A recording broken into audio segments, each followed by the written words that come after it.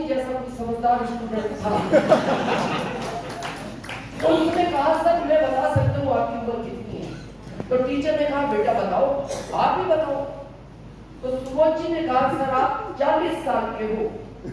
तो टीचर बड़े खुश हुए, बोले वेरी गुड बेटा, बहुत इंटेलिजेंट हो, पर तुम कैसे जानते हो मैं 40 साल का ही हूँ। तो सुबोध जी ने कहा सर मेरा एक दोस्त है, उसकी उम्र 20 साल है, आधा पागल है।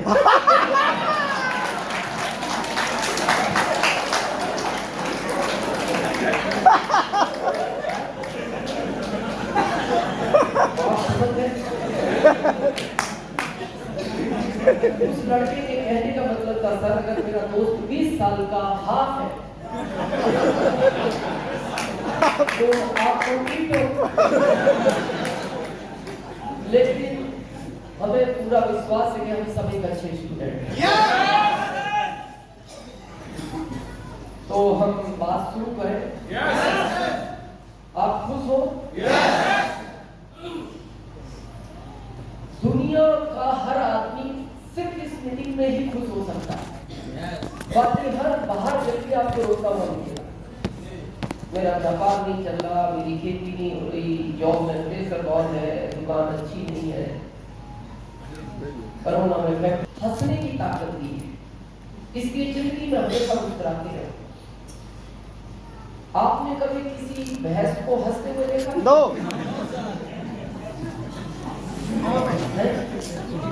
भैंस नहीं, केवल ये ताकत किसको दी है भगवान? इंसान को। इंसान। अगर गलती से कभी कोई भैंस हंसना शुरू कर दे तो आप समझो वो आदमी बनने के प्रोसेस में है।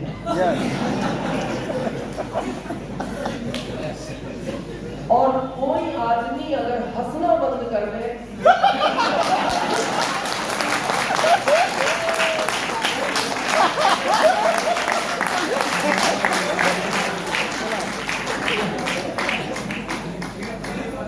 प्लेट से भी आवागमन नहीं करेंगे। और अगली चेयर वाले विशेष ध्यान रखें क्योंकि अगली चेयर पे इन सारी चेयरों की जिम्मेदारी होगी। यस।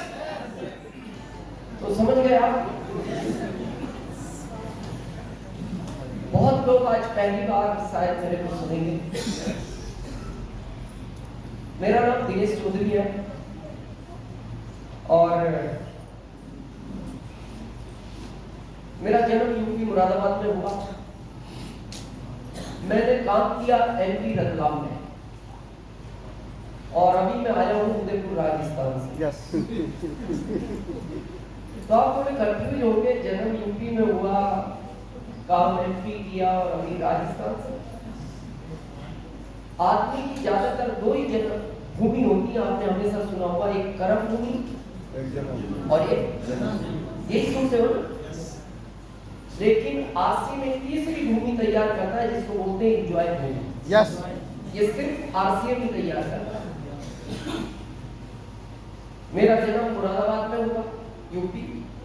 मैंने आरसीएम में मेहनत की एमपी रतलाम में और मैं पिछले 1 साल से ज्यादा से राजस्थान में रहता हूँ, उदयपुर, और एंजॉय करता हुआ। काम नहीं है मेरे पास, केवल एंजॉय करना।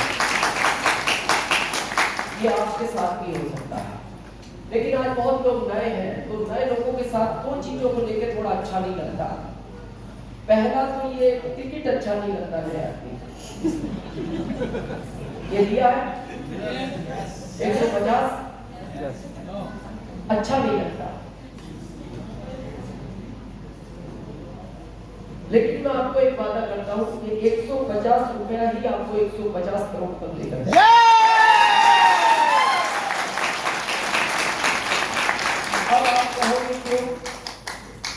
ये मेरा ही मीटिंग है और ये मेरा ही टिकट है। मेरे को लेने की जरूरत थी इसको। मेरे को कोई रोक सकता था गेट पे कि आप नहीं लोगे तो आप अंदर जा नहीं सकते। लेकिन पिछले 20 साल से ये टिकट मैं अपनी मीटिंग का स्वयं खरीदता हूँ, इसीलिए मैं इस जगह। और मैं आपसे निवेदन करूंगा, कभी भी अपना टिकट किसी से खरीदवाना ना। जितना बड़ा ये हमारा झारखंड है ना, उससे छोटे देश हैं इस दुनिया। लेकिन वो आर्थिक रूप से हमारे देश से मजबूत है, जबकि वो झारखंड से छोटे। हमारा देश तो कितना बड़ा है, हमारा देश इतना पीछे क्यों रह गया? हमारा देश का आदमी फ्री में ढूंढता है, फ्री में चाहिए। मीटिंग की बात, सर टिकट कौन देगा? टिकट की बात अलग है सर, फिर वहां जाएंगे तो चाय कौन पिलाएगा? सर पूरा दिन में तो भूख भी लगेगी, फिर खाने की क्या व्यवस्था है? फ्री में कुछ नहीं मिलता, और फ्री का कभी लेना मत। फ्री की कोई वैल्यू नहीं है। क्या मिलता है फ्री में, समझे? समझे? बहुत पुरानी बात है। एक राजा ने पूरे ब्राह्मणों को इकट्ठा किया, पंडितों को। बोले आपने जो ये 1000 पेज के शास्त्र बनाए हैं, आने वाले टाइम में इनको कौन पढ़ेगा? तो ज्ञान कैसे मिलेगा लोगों को? इतना लंबा शास्त्र बना दिया 1000 पेज का, इसको छोटा करो। उन्होंने कहा राजा ज्ञान के लिए छोटा नहीं हो सकता। बोले करो छोटा, आने वाली पीढ़ियां नहीं पढ़ पाएगी। तो 500 ब्राह्मणों ने 200 साल मेहनत की। कितने ब्राह्मणों ने? कितने साल? उसको 100 पेज में बनाना है। राजा ने 100 पेज देके कहा आने वाली पीढ़ी 100 पेज भी नहीं पढ़ पाएगी, और छोटा करो। फिर उन 500 ब्राह्मणों ने 5 साल मेहनत की, फिर उसको वो 10 पेज में बनाया। 10 पेज राजा देख के बोला 10 पेज भी आने वाले टाइम में आदमी नहीं पढ़ पाएगा, इसको और छोटा करो। फिर उन 500 ब्राह्मणों ने 10 साल मेहनत की, उसको 1 पेज में लिखा। राजा ने कहा ये इतना बड़ा पेज आने वाली पीढ़ी नहीं पढ़ेगी, तुम एक काम करो, इसको 1 लाइन में लिख लाओ। कितनी लाइन में? 1 लाइन में। 1 लाइन में। उन 500 ब्राह्मणों ने फिर 10 साल मेहनत की और 1 लाइन लिख के लाए। पता है वो लाइन क्या थी? फ्री में कुछ नहीं मिलता।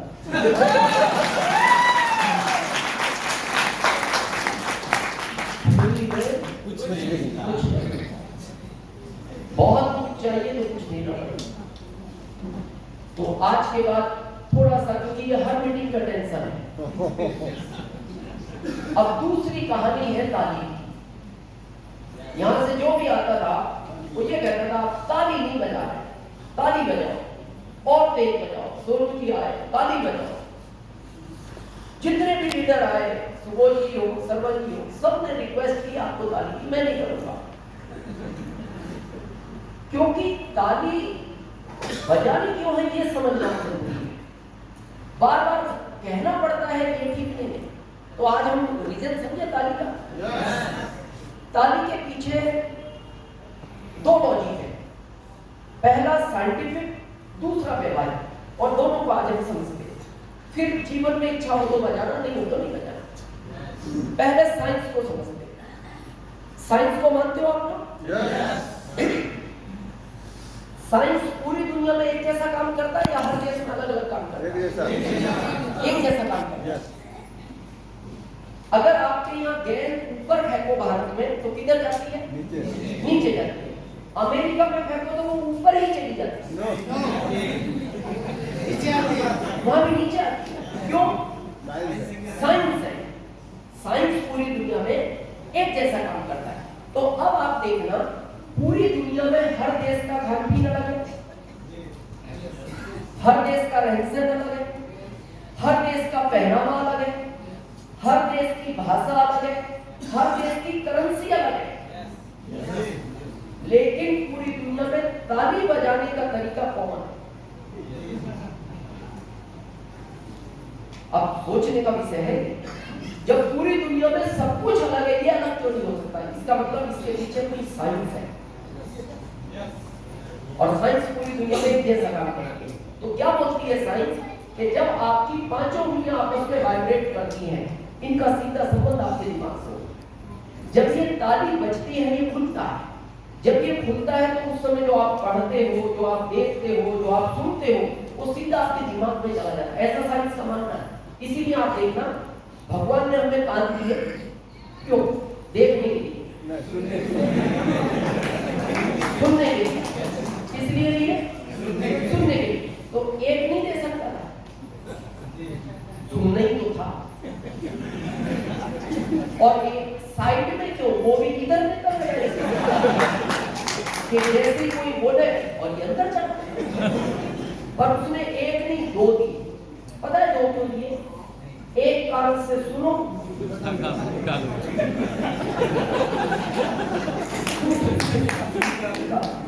और यही भारत के 90% लोग करते हैं। आप देखो ना, इस मीटिंग में लोग आते हैं, पूरी मीटिंग सुनते हैं, और देखो बाहर जाके वो नया व्यक्ति पता है जिसके साथ आता है उसको पूछता है, मीटिंग तो बहुत गजब का था, पर ये बताओ करना क्या है?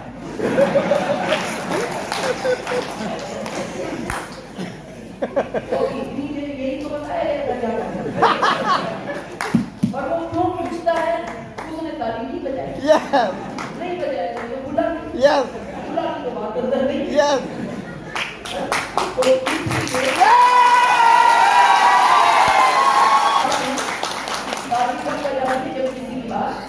अच्छी, ये तो हो गया साइंटिफिक कारण। अब व्यवहारिक समझे। कितने लोग ऐसा मानते हैं कि आपके पिताजी, दादाजी, परदादाजी जो चीजें बता के गए वो सही है? कितने लोग मानते हैं इस बात? सभी मानते हैं। तो आप देखना, जब आप ताली बजाते हो तो थोड़ा हाथ में गति आती है, और तेज बजाओ तो और ज्यादा, और तेज बजाओ तो और ज्यादा, और तेज बजाओ तो ये लाल होना शुरू हो जाता है, और तेज बजाओ तो फिर इसमें खुजली चालू हो जाती है। और बड़े बुजुर्गों का कहना है अगर हाथ में खुजली हो रही है तो पैसा आएगा। आपको दोनों लॉजिक पता है, साइंटिफिक भी और व्यवहारिक। अब आपकी इच्छा है बजाना हो तो बजाना, और नहीं बजाना हो तो, लेकिन अब मैं आपको लेके आऊंगा कि ताली बजाना। क्लियर है? मेरा नाम दिनेश चौधरी, और मेरा एक बहुत छोटे से किसान परिवार में जन्म हुआ।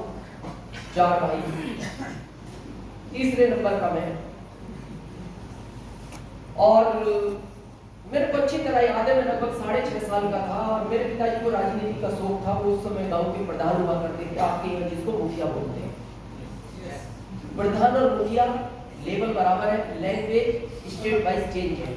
जैसे राजस्थान में सरपंच बोलते हैं, तो यू नो मुखिया, यू नो मुखिया, मुखिया मतलब अपने एरिया का मुख्यमंत्री, अपने एरिया का मुख्यमंत्री, मतलब वो किसी को रिक्वेस्ट नहीं करता, आदेश करता। यस। तो मेरे को अच्छी तरह याद है, मैं 6.5 साल का था, तो मेरे पिताजी ने कहा बेटा स्कूल चला जाए, अब तो बड़े हो गए।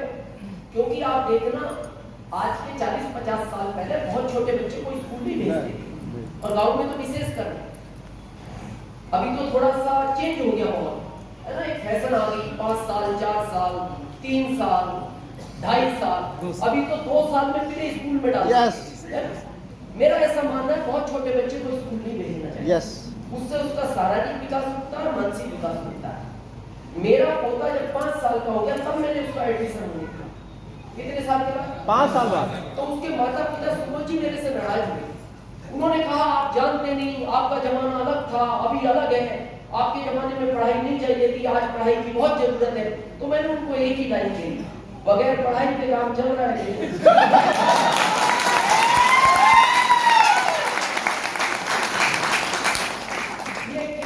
बड़ा ऑफिसर बन जाए, ये मेरी बराबर पैसा नहीं कमा सकता। यस। ये कमा ही नहीं सकता, ये कितना भी बड़ा ऑफिसर बन जाए। ज्यादा ज्यादा क्या होगा, इसको ज्वाइन करेगा, 75,000 सैलरी हो जाएगी, 1 लाख हो जाएगी। तो 1 लाख तो मैं टैक्स देता हूँ महीने का।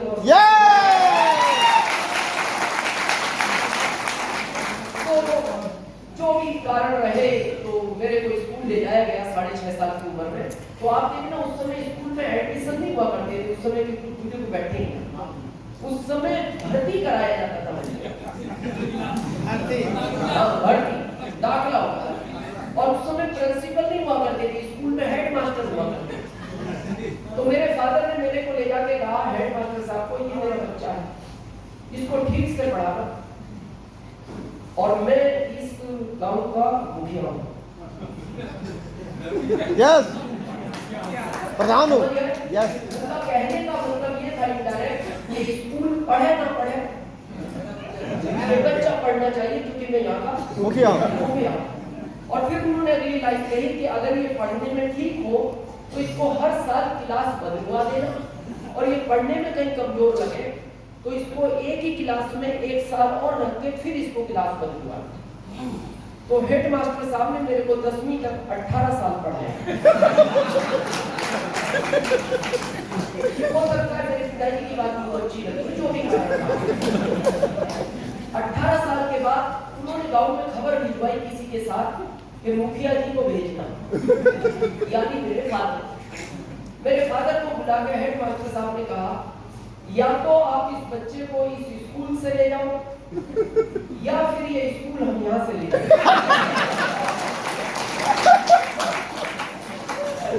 ये बात नहीं है।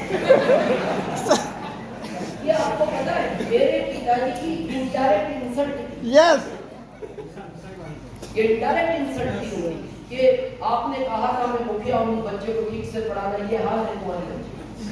तो मेरे पिताजी ने कहा कि आपको स्कूल ले जाने की जरूरत नहीं है, इस नालायक को मैं ले जा रहा हूं। और वहाँ मेरा पढ़ाई का करियर जो है समाप्त हो गया।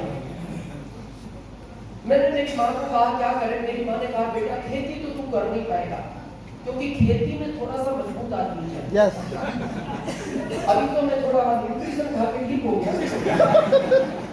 पहले मैं बहुत कमजोर था, मतलब इतना कमजोर था आप एक लाइन में ये समझ सकते हो कि जब बहुत तेज हवाएं चलती थी तो मेरी माँ बाहर निकल के देखती कि बच्चा बाहर तो नहीं भेज रहा, और जब उसको मैं बाहर नहीं निकलता तो उसको लगता था कहीं ना कहीं सेफ। तो मेरी माँ ने कहा बेटा तेरे से खेती तो नहीं होगी, तू कोई छोटा सा नौकरी कर, और नौकरी बहुत छोटा कर, चाहे पैसे कितने भी कमाए लेकिन मेहनत नहीं होनी चाहिए क्योंकि तू मेहनत नहीं कर पाएगा। तो मैंने अपनी मार्कशीट 6 साल तक यूपी गवर्नमेंट को दिखाई। तो लास्ट में एक अधिकारी थे, मेरी मार्कशीट देखने के बाद बोले इस मार्कशीट को लेके कितने टाइम से तुम घूम रहे हो इस राज्य में? मैंने कहा सर मैं 6 साल हो गए, बहुत परेशान हूँ सर, आप तो ध्यान से देखो। तो उन्होंने ध्यान से देखने के बाद कहा कि इस मार्कशीट को तू ऐसी जगह रख जो आज के बाद तेरे को भी दिखाई, क्योंकि ये किसी काम की नहीं है, तो अपना टाइम ही खराब कर रहा है। तो मैंने मेरी माँ को कहा जॉब तो नहीं मिलेगा, तो मेरी माँ ने कहा फिर क्या करोगे? तो मैं 1995 में एमपी चला गया, क्योंकि आदमी को अपने एरिया में छोटा काम करने में शर्म महसूस होती है। बाहर जाके वो थोड़े पैसों में काम करेगा लेकिन वो काम करता है, उसको शर्म महसूस नहीं होती क्योंकि मेरा वाला कोई देख नहीं रहा। यस, तो मैं 1995 में एमपी चला गया। एमपी जाने के बाद एमपी गवर्नमेंट ने मेरे को जॉब दिया 2075 का, और मैं इसलिए थैंक्स देता हूँ एमपी गवर्नमेंट को, वो 10वीं फेल वालों को ध्यान रखती है। उस जॉब को मैं कर ही रहा था कि एक दिन मैं अपने ऑफिस में एंटर हुआ तो मेरे बॉस को कुछ आरसीएम समझा रहा था। किसको? बॉस को। बॉस को, यानी मेरे सीनियर। तो सीनियर के सामने आप ज्यादा तो बोल नहीं सकते, तो मैं चुपचाप उस प्लान को देखता रहा, खड़ा हुआ। प्लान खत्म होने के बाद वो दिखाने वाला व्यक्ति चला गया, तो मैंने मेरे बॉस को पूछा सर ये काम किस तरह का है, और मेरे बॉस का जवाब सुनना, ये उन लोगों का काम है जिनमें अकल नहीं होती। क्या लाइन था उनका पहला? अकल नहीं होती। ये उन लोगों का काम है जिनमें अकल नहीं होती। दूसरा उनका लाइन था ये उन लोगों का काम है जो पढ़े लिखे नहीं होते। तीसरा उनका लाइन था ये उन लोगों का काम है जिनके पास कोई काम नहीं है। चौथा उनका लाइन था ये उन लोगों का काम है जिनकी घर में कोई वैल्यू नहीं है। पांचवी उनकी लाइन थी ये उन लोगों का काम है जिनको रिश्तेदारी में कोई बुलाता नहीं। और आखिरी लाइन उनकी ये थी ये काम तू कर सकता है।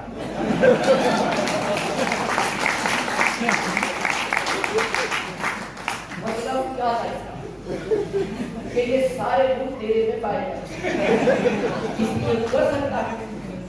तो मैंने उनको जवाब दिया हाँ सर मैं करूंगा, और मैंने किया उसी समय स्टार्ट। लेकिन आपको आश्चर्य बताऊं 3 साल पहले वो भी ज्वाइन हुए। कौन? 3 साल पहले वो ज्वाइन हुए। तो मैंने उनको वो लाइन याद दिलाई। मैंने कहा सर आसिफ ज्वाइन तो कर रहे हो लेकिन ये उन लोगों का काम है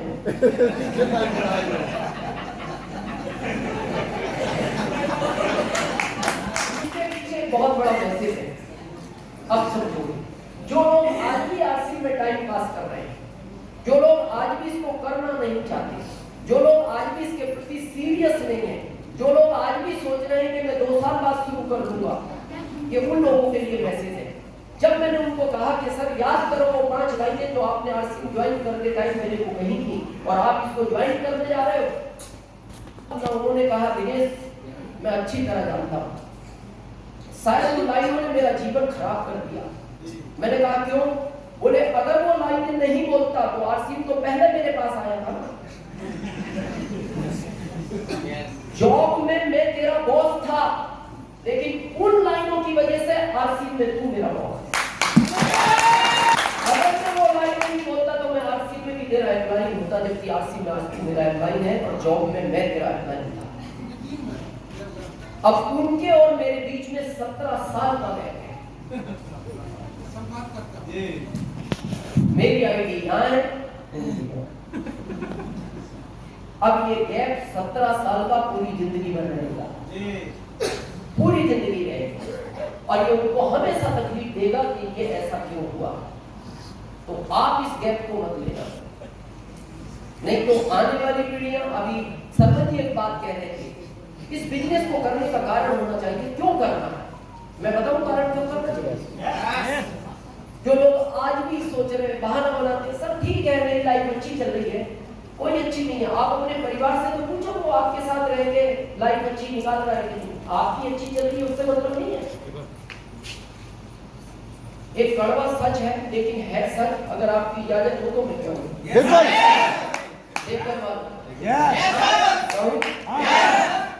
इस भारत में 80% महिलाएं आज भी अपने पति के साथ इच्छा से नहीं मजबूरी में रहती हैं। yes!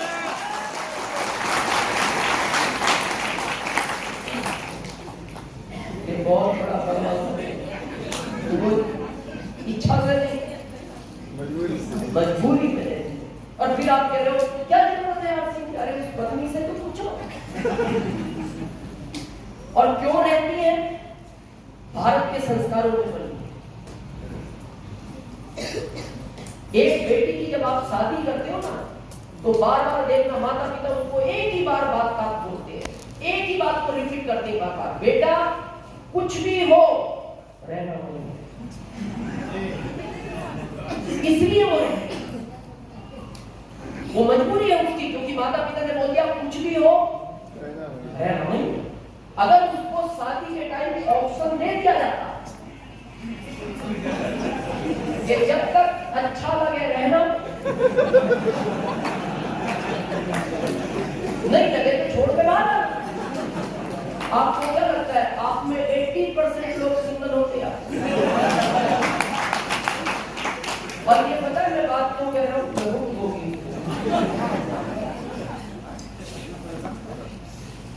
मेरी शादी एक अच्छे घर में हुई, क्यों ना अच्छा घर? पैसे वाला। यानी जब मेरी पत्नी का जन्म हुआ तो जब उसकी आंख खुली तो उसके घर में कारें थी और बंगले थे। इसका कारण उसके पिताजी उसके पिताजी। जब मेरी आंख खुली तो हमारे घर में साइकिल भी नहीं थी। इसका कारण हमारे पिताजी। अब हमारे पिताजी ने गलती ये करी कि हमारी शादी उस घर में कर दी जिस घर में कारें और बंगले थे। शादी कभी भी बैलेंस नहीं करनी चाहिए, क्योंकि अगर अमीर ससुराल का कोई फायदा है तो अमीर ससुराल के नुकसान भी है। अमीर ससुराल का क्या फायदा है सर? आपको कोई आर्थिक तकलीफ हो तो वो मदद करते हैं, ये फायदा है अमीर ससुराल का। नुकसान क्या है? उनकी बहन को कोई तकलीफ हो तो वो एक्स्ट्रा मदद करते हैं।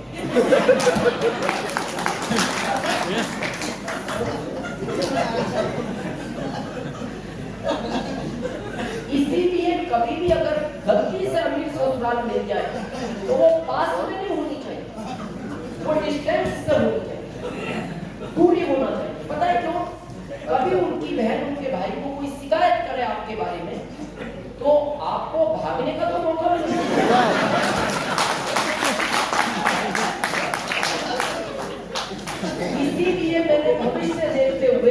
ब्रांच के बदल दिया। ससुराल में यूपी है और वह शिफ्ट हो गया एमपी, 1500 किलोमीटर दूर। जो लोग इसमें टाइम पास कर रहे हैं, मैं उनके लिए कहना चाहता हूँ, मैंने आरसी में टाइम पास नहीं किया। मेरा रिकॉर्ड पूछना आप कंपनी से। मैंने जब आरसी शुरू किया, मेरे पहले महीने की इनकम थी 416। प्रोडक्ट कितने थे? कपड़ा, वो भी पैंट पीस, केवल पैंट पीस। यस। तो जब हम लोगों को वो पैंटे देते थे, तो लोग हमसे पूछते थे, सर शर्टों का क्या करेंगे? तो हम उनको बोलते थे, अभी तुम केवल पैंट पहनो, अभी पैंट में ही काम चलाना है, क्योंकि शर्टें ये कंपनी बनाती है। एक प्रोडक्ट इनकम 416। उसी एक पैंट के प्रोडक्ट से 7वें महीने हमने रॉयल्टी निकाली। 7वें महीने का चेक था 19,197। फिर कंपनी 3 प्रोडक्ट लाई। क्या क्या? वेस्ट डिटर्जेंट के बाथरूम, 3 प्रोडक्ट लाई। उन 3 प्रोडक्ट में हमने टेक्निकल निकाला 15वें महीने, और टेक्निकल का हमारा चेक था टीडीएस कार्ड पे 1,52,000।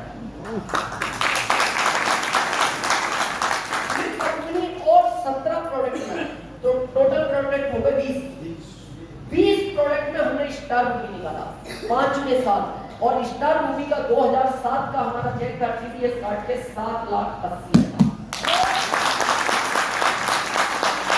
ये काफी साल है 2007 में हम आरसीएम से 7,80,000 ले चुके हैं। अभी 22 चल रहा है। एक प्रोडक्ट में ये कमाल हो सकता है, 3 प्रोडक्ट से ये कमाल हो सकता है, 20 प्रोडक्ट से ये कमाल हो सकता है। आज आपको पता है आरसीएम किस जगह खड़ा है? मेरा ओपन चैलेंज है, ओपन। इस इंडिया में एक डिपो वाला, एक पीयूसी वाला, एक वंडरबर्ड वाला, एक वंडरबर्ड गिफ्ट वाला, और एक भी लीडर मेरे को आज एग्जैक्ट आंकड़ा बताए कि आरसीएम में करंट नहीं है। नो, क्यों नहीं है? हर दिन प्रोडक्ट आता है। अगर कल आंकड़ा लेकर आए तो सुबह बदल गया, और सुबह लेके आए तो दिन में बदलेगा, और दिन में याद कर लिया तो शाम को बदलेगा।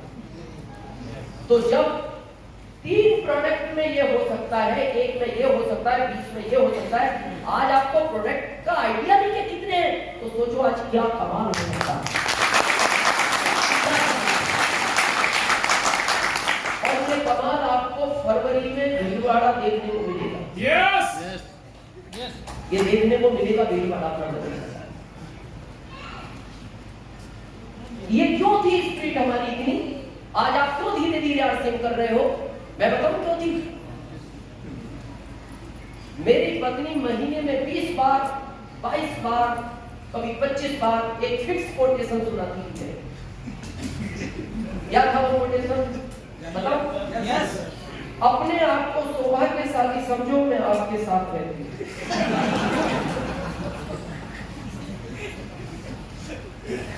उसकी गलती नहीं थी।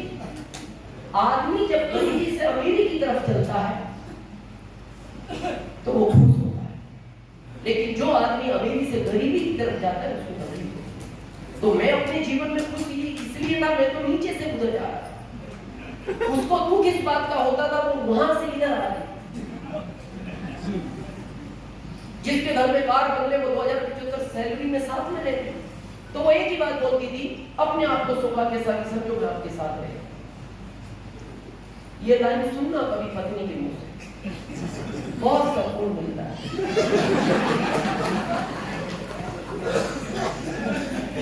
नो, दर्द करती है, पीस होता है, दर्द करती है। चलो साल में एक आध बार बोलते तो भी आदमी भूल जाए, वो तो महीने में 20 बार याद दिलाती है। मेरा तेज काम करने का सिर्फ एक रीजन था, वो लाइन में जिंदगी भर नहीं सुनना चाहता था। आज वो लाइन बदल गई, लाइन आज वो बदल गई। जबकि पत्नी वही है। पत्नी नहीं बदली, लाइन नहीं बदली। क्या थी 20 साल पहले लाइन? अपने आप को सौभाग्यशाली समझो, मैं आपके साथ रहेगी। अभी मिलेगी वो बिल वाला, आप आओगे जब। यस। अब